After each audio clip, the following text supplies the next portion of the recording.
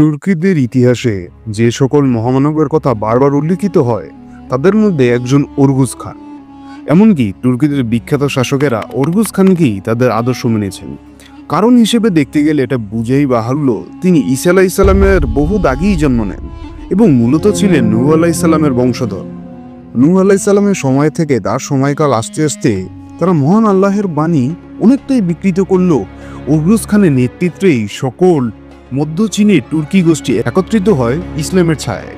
তিনি ইসলাম গ্রহণ করলে তারই পিতা কারা খান, যিনি তখন গোত্রপ্রধান ছিল, এবং ওরগুজ খানের সৎমা তাকে হত্যা করার ষড়যন্ত্র করে। উপায়ন্তর না পেয়ে ইসলামের জন্য ওরগুজ খান তার পুরো পরিবারের বিপক্ষে গিয়ে যুদ্ধ করে নিজেই হয়ে যান সম্পূর্ণ তুর্কিদের খান। এখানেই বোঝা যায় তিনি তুর্কি গোষ্ঠীগুলোর কাঠামো গঠনে এক অত্যন্ত গুরুত্বপূর্ণ ভূমিকা রেখেছিলেন।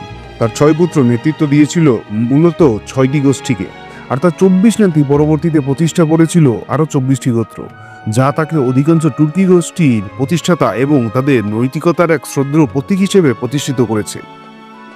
আর সেই গোষ্ঠীগুলোর উত্তরসূরিতেই জন্ম নেয় সেলজুক, কারাকিতান, খওয়ারিজম এবং অটোমানদের মতো বিশাল ইসলামী সাম্রাজ্য, যারা হাজার হাজার বছর ধরে খেলাফতের পতাকা উড়িয়ে রেখেছিল গোটা পৃথিবীতে। আজ ইনফোপলস বাংলাতে আমরা জানবো সেই ওরগুজ উত্তরসূরি থেকে জন্ম নেওয়া এইসব ইসলামিক সুপার স্টেটগুলোর অজানা ইতিহাস। তুর্কি জাতি বলতে মূলত একটি বৃহত্তর জাতিগোষ্ঠীকে বোঝায়। অতীতের বুলগার, হুন, সেলজুক, উসমানীয়, তৈমুর ইত্যাদি জাতিগুলি তুর্কি জাতিগোষ্ঠীরই অন্তর্ভুক্ত ছিল। তুর্কিদের ওপর আব্বাসীয়দের অতিমাত্রার নির্ভরতা থেকে প্রথম তুর্কি মুসলমান সাম্রাজ্য সেলজুক সাম্রাজ্য প্রতিষ্ঠিত হয়। সেলজুকদের আনুগত্য করা ওরগুজ তুর্কি বংশোদ্ভূত জেঙ্গি রাজবংশের হাত ধরে সালাউদ্দিন আইয়ুবী ফাতিমি খিলাফতে বিলুপ্ত ঘটিয়ে প্রতিষ্ঠা করেন কুর্দি আইয়ুবী রাজবংশ। একসময় এই আইয়ুবীদের ধ্বংসস্তূপের ওপরে মিশরে প্রতিষ্ঠিত হয় মামলুক সাম্রাজ্য, ঠিক সেভাবেই যেভাবে ফাতিমিদের ধ্বংসস্তূপের ওপর আইয়ুবী সাম্রাজ্য প্রতিষ্ঠিত হয়েছিল।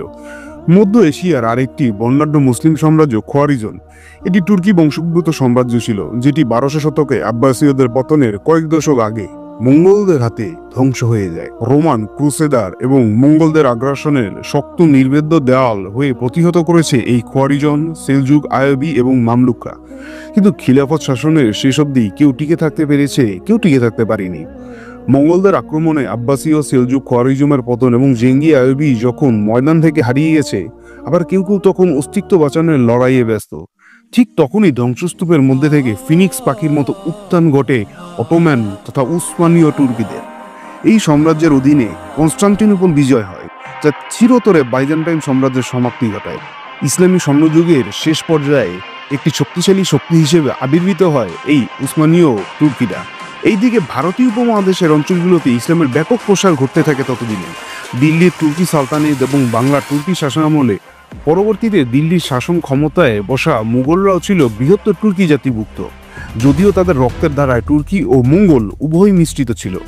মুঘল সাম্রাজ্যের প্রতিষ্ঠাতা জহির-উদ্দিন মুহাম্মদ বাবর ছিলেন পিতার দিক থেকে তৈমুরের বংশধর এবং মাতার দিক থেকে চেঙ্গিস খানের বংশধর। পরবর্তীতে মুঘল সম্রাটরাও তুর্কি মঙ্গল বংশোদ্ভূত ছিলেন।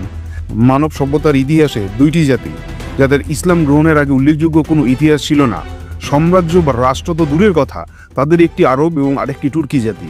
ছড়িয়ে ছিটিয়ে থাকা তুর্কিদের ইসলাম গ্রহণের পরই বর্ণাঢ্য মুসলিম তুর্কি সাম্রাজ্যের জন্ম হয়।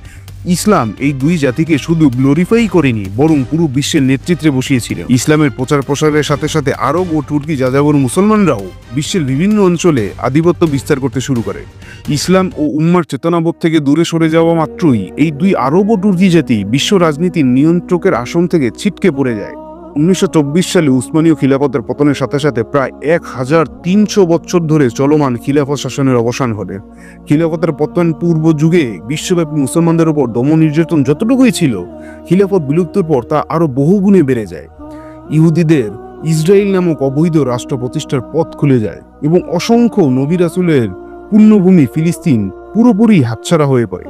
বিশ্বজুড়ে মুসলমানদের ঐক্য মরুর বালিতে মিশে যায়। প্রথম বিশ্বযুদ্ধে উসমানীয়দের পরাজয়, অদক্ষ সুলতানদের ক্ষমতায় বসা, তরুণ তুর্কিদের বিদ্রোহ এবং সর্বশেষে মুস্তফা কামাল আতাতুর্কের বিশ্বাসঘাতকতায় যখন খিলাফতের টালমাটাল অবস্থা, তখন খিলাফতের পতাকা কেউই আর কাঁধে তুলে নিতে পারেনি। এই ব্যর্থতার মাসুল বিচ্ছিন্ন মুসলমান জাতি আজও দিয়ে যাচ্ছে বিগত 100 বছর ধরে।